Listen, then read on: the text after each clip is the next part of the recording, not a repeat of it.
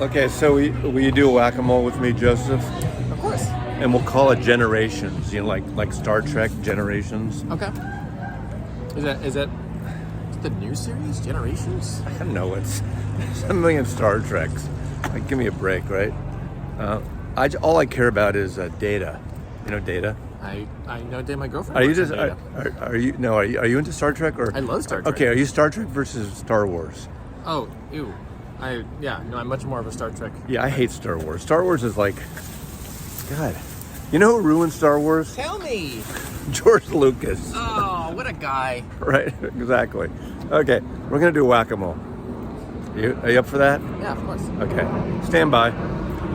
Mazzy here. I have no idea what number whack-a-mole this is, but this is whack-a-mole's generations. Generations. I have Mazzy with me. Mazzy. Mazzy Jr. Mazzy. We'll leave it at that. Mazzy Jr. Visiting from. Where are you visiting from, Mazzy Jr.? Portland, Oregon. Yes. Yeah. There's a Portland, Maine as well. I had to make the distinction. Yeah, you had to. So, we're going to do a whack-a-mole, but when I have guests, some of you know this, we don't necessarily pull random. We kind of just hang out for a little while. We talk about records. Like, okay, I see in the background this guy. Oh, E? Yeah, you know. Okay, talk to me about this guy, Joe. One of the first shows we saw together at the Fillmore, right? Yeah. Eels. That's a good. Was it the Eels or was it the Miami Giants? 'Cause Well, I don't remember. we probably saw the Might Be Giants first, but we saw the Eels within the same year or two. I don't remember. Anything you want to say about Eels? You like E and the Eels? Yeah. No. I feel like that was. I feel like E is the Daisies of the Galaxy is one of the more important albums that you exposed me to and I kind of grew up with. And Oh, really? yeah, I know you identify Souljacker as like us listening to it in the car, but to me, So I think this one, but you think this one. yeah. Is it because the childlike children's book artwork? I mean, I love all of the art on all of his albums. What do you like? Do you remember what songs on this album you particularly like? Is Birds? No, I like Birds. I like Birds. Yeah. What about It's a Motherfucker? You probably laugh when I play that in the car, right? I remember you thinking that was more funny than I did, even at that age. But I think the. Now, do you remember that song when you had that drag queen read that song to you when you were in school? I don't remember that. Did that drag queen like screw you up as a child in grammar school or junior high school? I don't know what you're referring to, but drag queens are too fun to screw me up. Like they're too. Well, apparently ask Ron DeSantos. That's the thing now. Like, oh my God, there's climate change and there's wars in the world, but God forbid those drag queens. Okay, Tiger in My Tank, Daisy Through Concrete, and Jenny's Diary are some of my favorites on here. Wood Nichols is kind of cool too. Yeah. I mean, the whole record is good. What? I feel like as an Eels fan, what genre would you put them in? I don't know how to describe him when people ask me. Right, exactly. So E is basically one guy, Mark Everett Oliver, who goes by the moniker Eels is like his project. It's him and everyone else or other people. Well, they're rock, but they're singer-songwriter, but they're indie. They're not so indie. I mean, he made all his shit money on Shrek. What song was on Shrek? My Beloved Monster in Me. There you go. This is the one that in my mind, Dog-Faced Boy. I remember playing it for you in the car. Yeah, and I think that was on Beautiful Freak. I think is the one with Beautiful Freak. That's the very first one that was on MTV. It's a great, Beautiful Freak.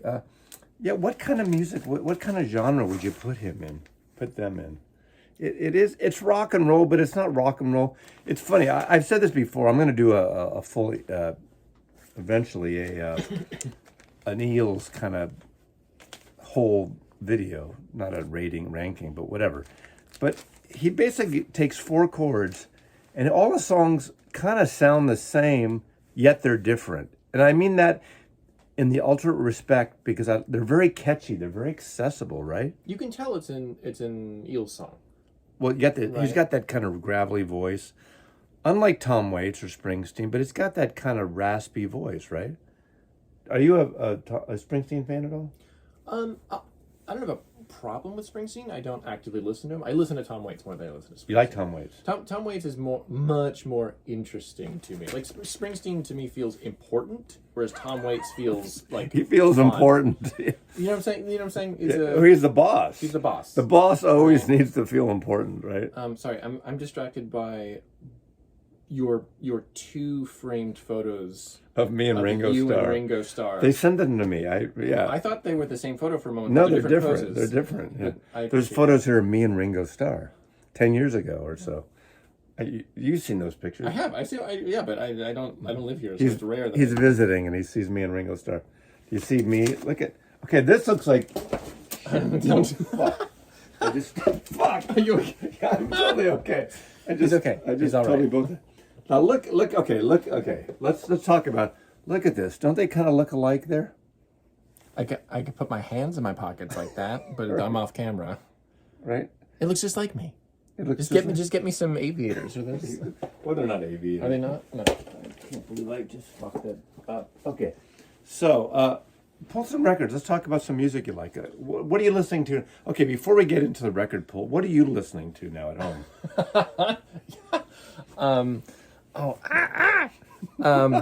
I'm trying to remember how to. Oh, you're into pronounce- Eurovision shit. Yeah, I've been listening to. I don't know about that Eurovision shit. Well, you haven't seen the new one. You haven't seen this. I've yet. heard, Have you? Because you didn't sound like you heard it. No, I mean, I heard Sweden won. Sweden won. You're into the Finnish guy. You like the guy from Finland. Well, I think that's having not. So there's like an arc to an arc. to the whole thing where like you not having seen really any of it, just hear that Sweden won. But the actual story is that there's one guy called oh my god, it's a Finnish name. Nokia? No, yeah, That's they're Swedish, aren't? Is Nokia Is- phones are from Finland. from Finland? They're Okay, Finnish. then I'm wrong. Everybody thinks they're Japanese, but remember No, they're Nokia not- they're not phones? Japanese. They're Finnish. Trust me, I had no knowledge. But his he goes by it's spelled like Karaja, but I think it's pronounced Kaja. It could be pronounced Chardet. I could, but it is not because I heard him pronounce it. Okay. And he was kind of the lead up, everyone's favorite, and what is it, the Eurovision does the judges vote and then they do the popular vote of the people viewing. Now, who wins? Do the judges decide or the people? Well, both. It's a combination of points, right? I don't like that. Well, no one did either because I think I don't remember what the total votes were among all the pieces, but I think it should be judges, not popular vote. You think so? In terms of that, like Well, I think that's really interesting because in this specifically, I remember someone telling me who was a big Eurovision fan that there's a lot of politics that goes into the votes. of course, it's like And it's that's like the obvious. Rock and Roll Hall of Fame. Yeah, totally. And It's while all Jan Wenner. I think while that's obvious, I Wenner. didn't realize to what extent until we actually sat down and watched Eurovision. He was like one of the best ones. He was the fave. He was everyone's favorite, and he barely got anything from the judges. You're talking about the Finnish guy. The Finnish guy. What's his name? Kaja. Oh, Kaja. Kaja. Pronounced Sarday. Yeah, and and in the popular votes, I think he got something like 360, and then second most on the popular vote was 280. So he almost doubled the second place, but he lost because the judges voted. I haven't heard the song. Are you going to play me the song later tonight? Yeah, absolutely. Is it a great song? Absolutely. Do you own it? Do you download it and pay for it? That's how they make their money. That's a good. That's a good. You should point. you should support the artist. You Oh, should, absolutely. You should forget just watching YouTube. You should download and pay for the song. What is it? $1, $2? That's a really good question. See, but it's Download funny the because friggin' like, song. Support music. Don't stream. Buy music. well, that's what's so funny is that I feel like you're obviously a music enthusiast, like I am a games enthusiast, and so he's a gamer. and so you're Not a like Vegas gamer, but what do they call that kind of game? Video game. thumb wrestling. double tag team thumb wrestling. You That's just creepy yeah, looking, isn't yeah. it, on camera? Yeah. But The funny thing about that is that when you say like download his music, I think like you're absolutely right. I'm gonna do that right now.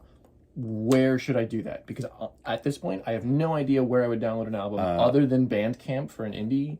Bandcamp, But I don't think he's on there. iTunes. iTunes? iTunes. Oh God, what do I own that has iTunes on it? Well, you have an iPhone. iTunes. I do. No, they don't call it iTunes anymore. They call it Apple Music. Then there we go. So not iTunes. Go to the Apple Music. Yeah, it's not iTunes. Apple Music in the store, and you can download it. Yeah, And you get it on your phone. You can totally stream it too. Every time you stream it, they get like 1/10 of 100%. exactly, and whatever that translates into Finnish currency. Yeah, that's what David Lowery got.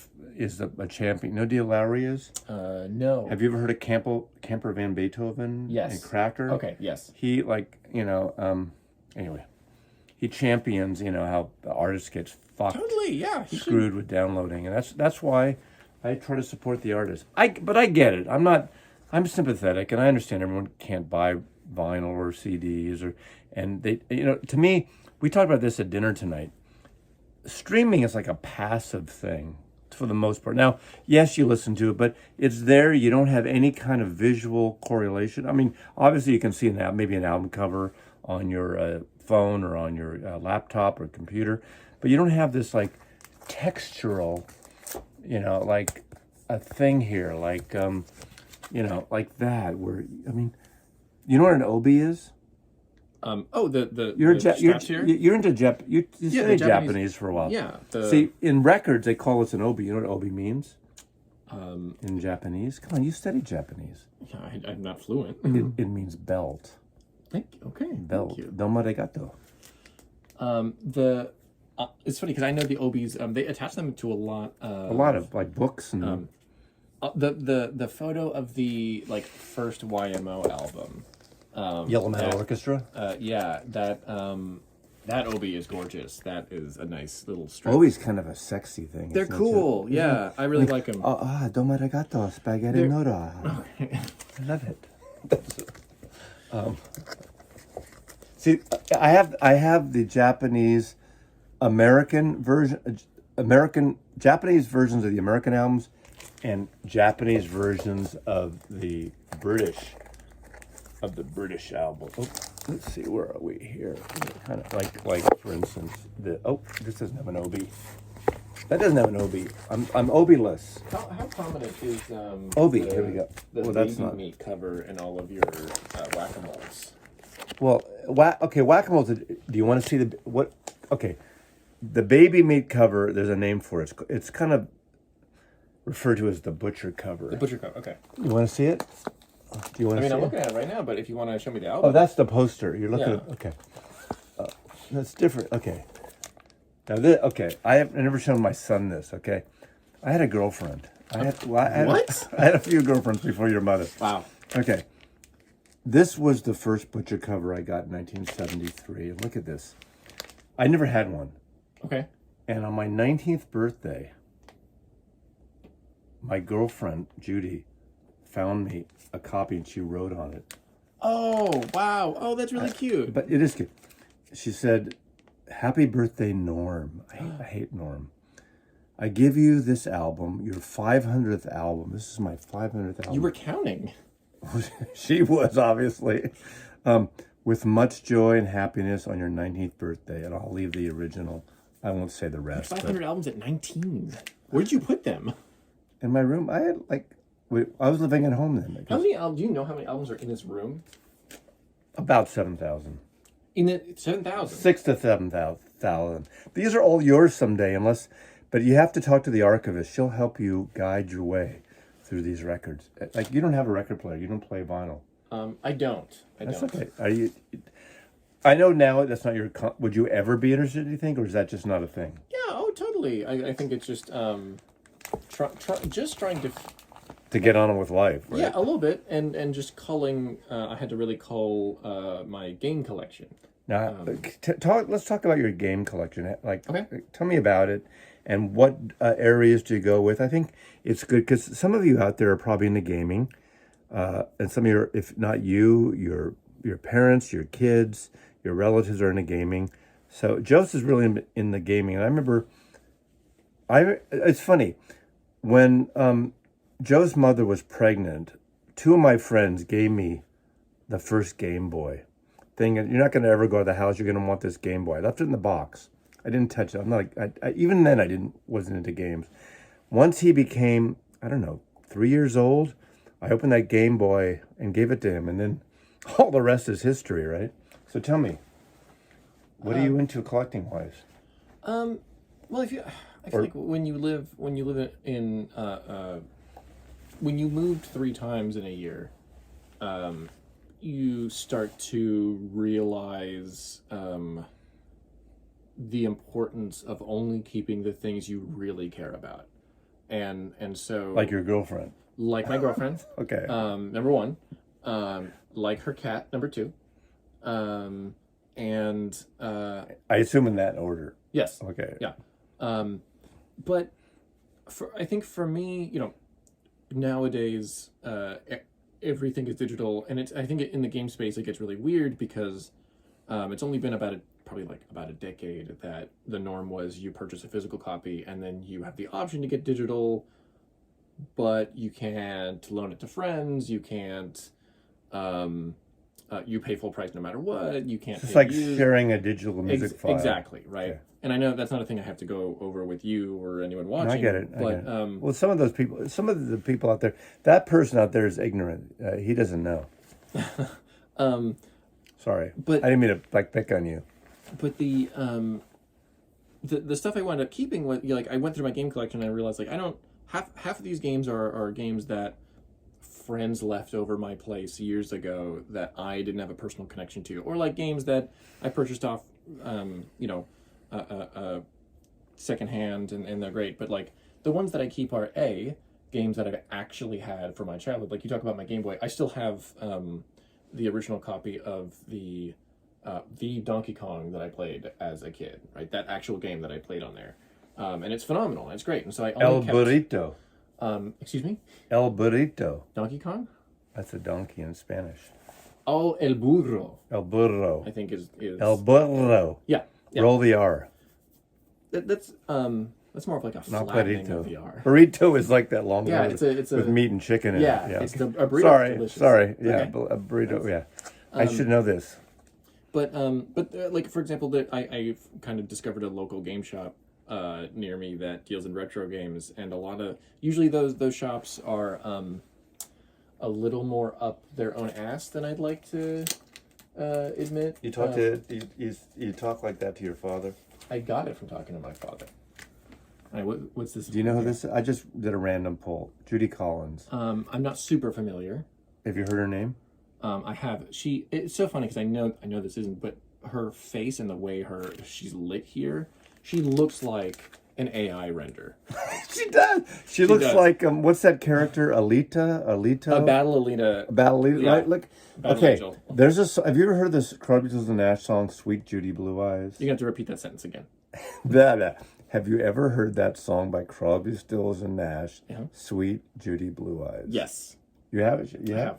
It's written about her, Judy Collins. Okay. She's got look at those eyes; they're like so Yeah, they're- friggin' transparent. they're true Now this blue. is the one. This is I don't want to say it's the comeback. This is the one that she was all of a sudden 40? Not even 40, 30, and she. This isn't the one. There's one that she kind of posed like half naked, just because that was on a different. Wow, this is a beautiful. This is very schmaltzy. It's got that song that's a Sinatra song, I think. What's it called? Send in the Clowns. That, have you heard of the song Send in the Clowns?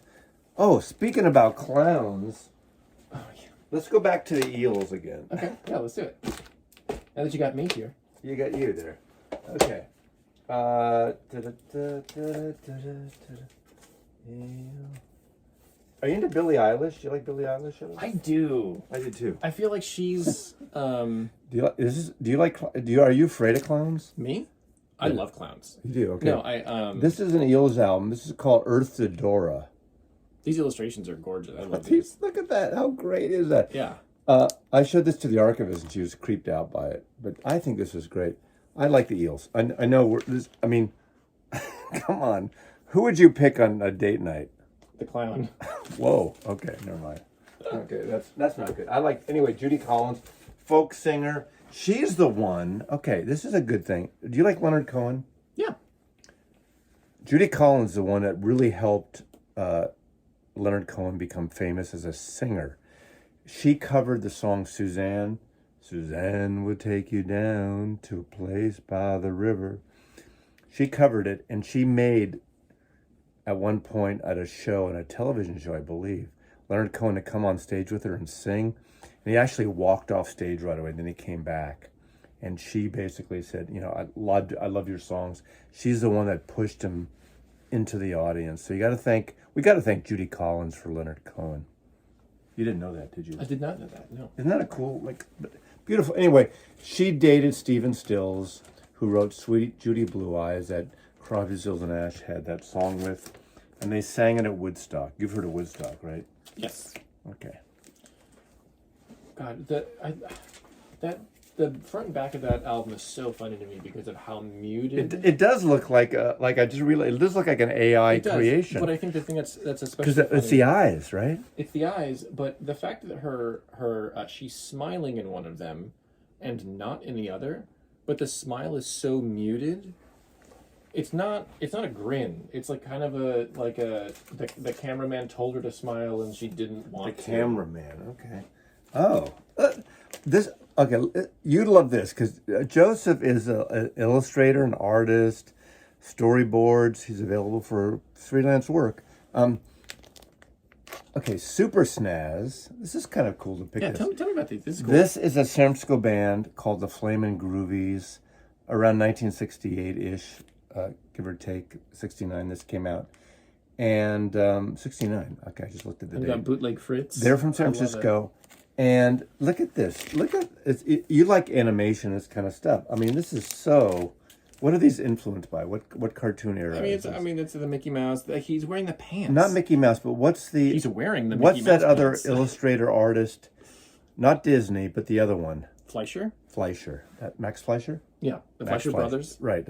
See, you know this shit. The Popeye. Interesting enough, the original member, the lead singer of this, Roy Loney, used to work at a store in San Francisco, and Roy and I worked together at ABC Records. He was a sales guy for a while. He worked at Portals to Music in the Stonestown Shopping Center, adjacent to SF State College, before it became an indoor mall. It was this record store, Portals to Music. He worked there. I remember going in there, and he goes, "You got to buy this album by The Who." It was Tommy. It was in June, or May or June, whatever, when it came out, of 1969. And he goes, "You got to go see them." And my parents didn't want me to go to the Fillmore West.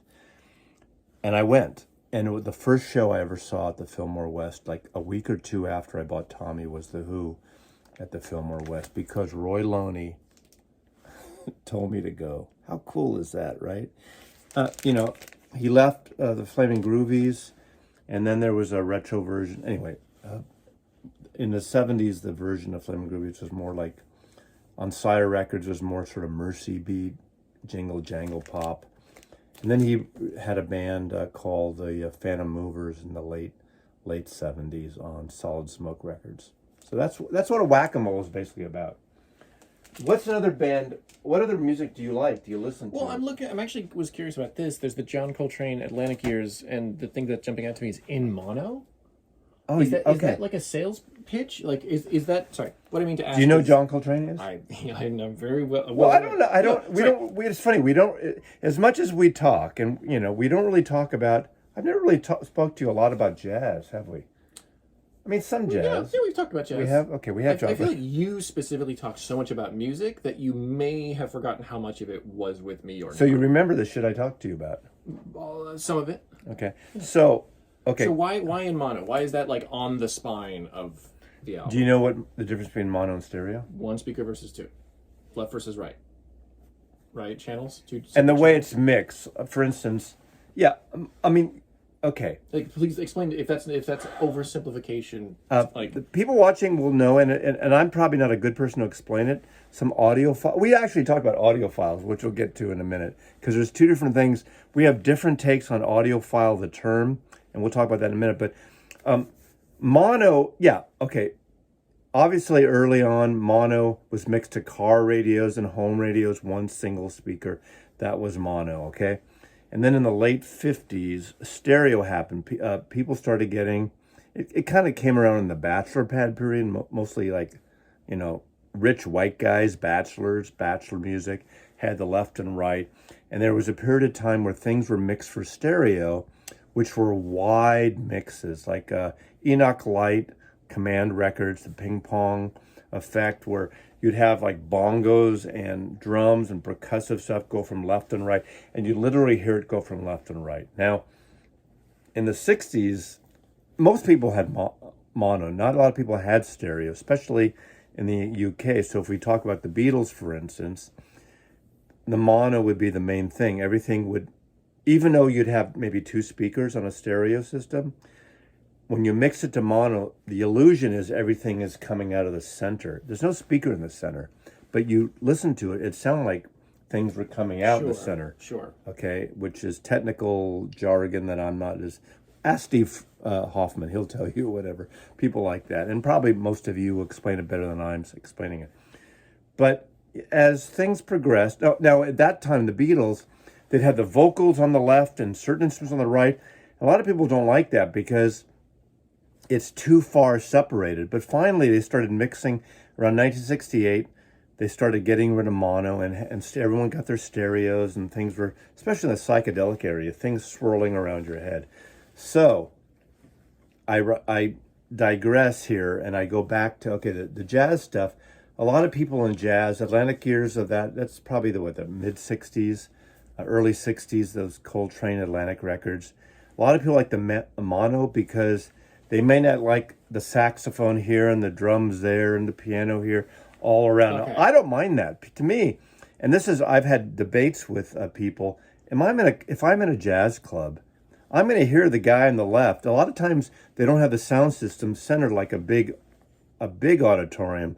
So you're hearing the piano to the right and the bass players to the left, and you do hear it surrounding you. So I don't mind stereo, but a lot of people like the mono years, so that's why that's promoted as a mono years. Does that kind of give you the idea? I'm probably that person right there would explain it better than I did. Do you ever get comments about people like flinching from their monitor when you get too close with your finger? Oh, I have people that say, "Don't do that, Mazzy." People don't like when I do that. Well, it's so fun. Can you do that? Can you do that? Can I do it? Sure. You know where the camera is. Oh, People yeah. hate that shit. Well, you mentioned do I like Billie Eilish? I think she's super interesting because I'm sure you have a wealth of artists who do this, but I feel like she's one of the few musicians that has leaned into the Finger pointing? no, like the textural ASMR equivalent, because like I never thought about right, that. because a lot of her because I've listened to this album a lot, and half of it I'm completely in love with, and it's because That surround sound thing? it's But not you listen to headphones, right? I do both. I listen to headphones and I listen on big speakers, and I feel like a lot of music, they do their best to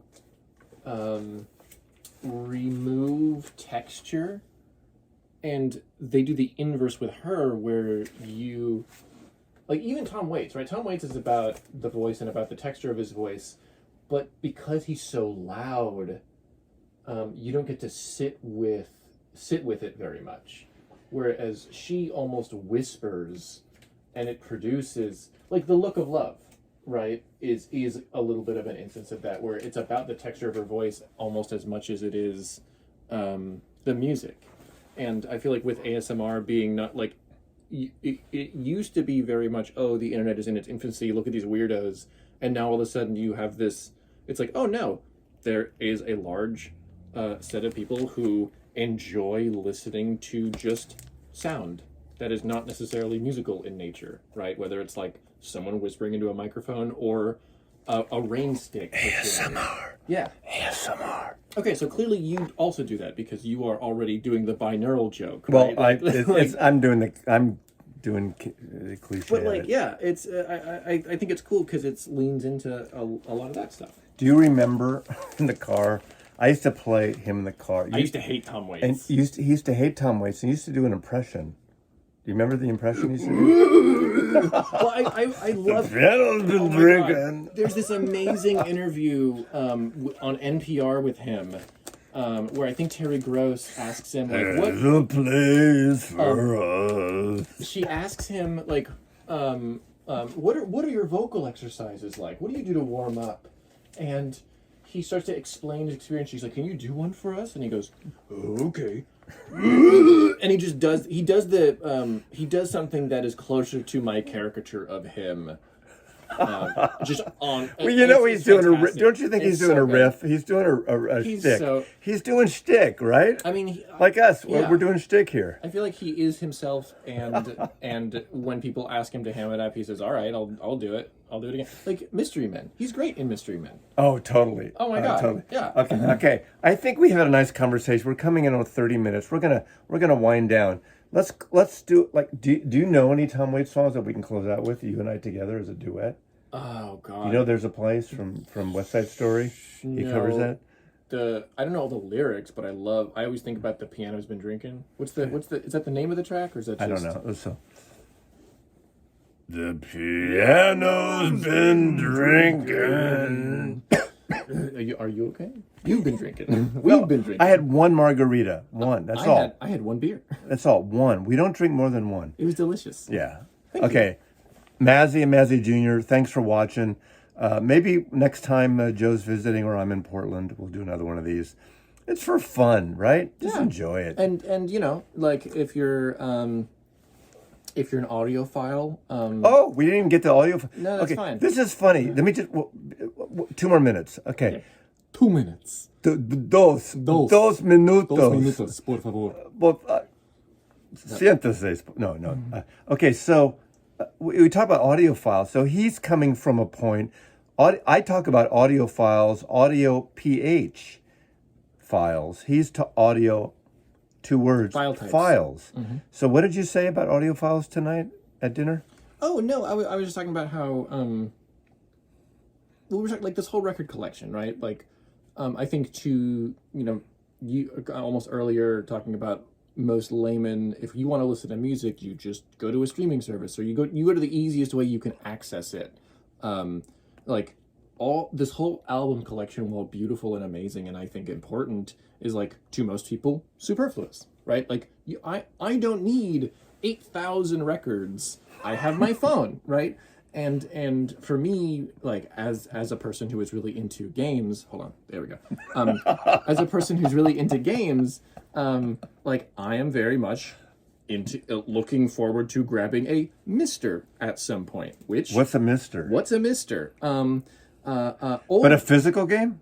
It is. Or online digital? It's a physical device. It is a small computer. But that's a physical thing, That like is a record. Exactly. Or like a turntable. So that is so like, for example, you mentioned earlier, is it the tactile element? You love pulling a record off of a shelf and loading it onto a tray. And I'm touching the vinyl. And you're touching the vinyl, that is like a little bit of a fetishist thing, right? It is unnecessary, but it is not unnecessary to you, right? Like it is an important part. And of I it. don't judge anyone else for not being into it. You know that. Yeah, I do. Like I do. you're not into it, but No. And at some point, you will find someone to do the Mazzy collection and sell these records or whatever. And I think the thing that is interesting about music versus games. You want is his that, phone number, everybody? Yeah.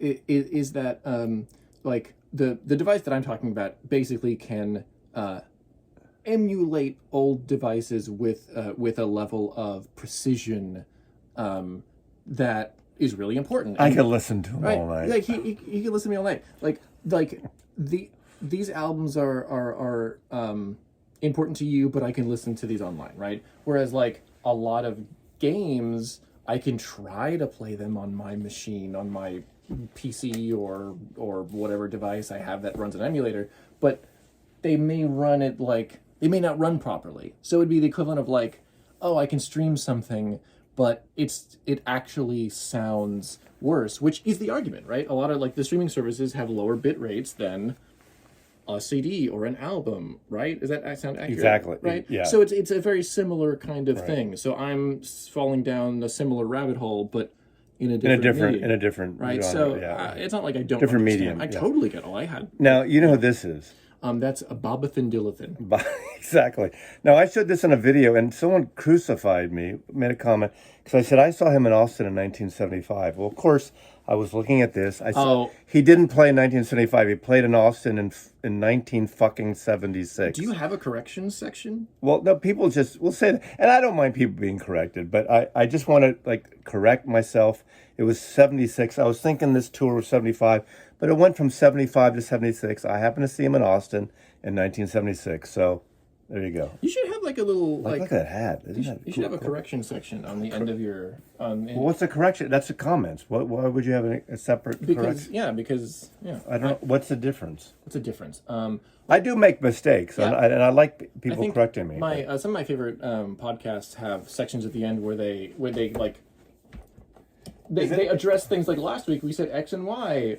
Phil from Denver says it actually Now, would you do a correction section in your subsequent video, in your next video? Yes, it'd be like this correction section is addressing all of the corrections people. So have made right from the now, last thing. before we close out, I should tell you everything I screwed up Every with. mistake you've ever made. Every mistake. Okay, I was born in San Francisco. I did see the Grateful Dead in Golden Gate Park. I did go to Altamont. I did go to Bob Dylan, but it was 76, not 75. Okay. The Eels, his sister committed suicide, unfortunately. That's not a correction. What else would I correct? I don't know. You're my son, right? I Yeah, am. this is As my far as yeah. this is my only son. Come on, think he looks like a younger I version don't think of you've me. ever introduced me to someone who hasn't immediately said. I see the It's funny, resemblance. tonight at the dinner, she goes, oh yeah. I said, this is my son, see it. Joseph. Yeah. Oh, totally, like, right? Come Yeah. on. We look like we're goofy guys. Yeah. Glasses, goatees, Yeah. you know. Mario pants. Wait a few years, you'll lose your hair. Yeah. Okay. Anyway, thanks for watching. I really appreciate it. Mazzy loves you, and Thanks for supporting my father. oh, that is so sweet. What a mensch. You know what a mensch is? Do I know what a mensch is? Yeah. A good boy. Yeah. Okay. Take care.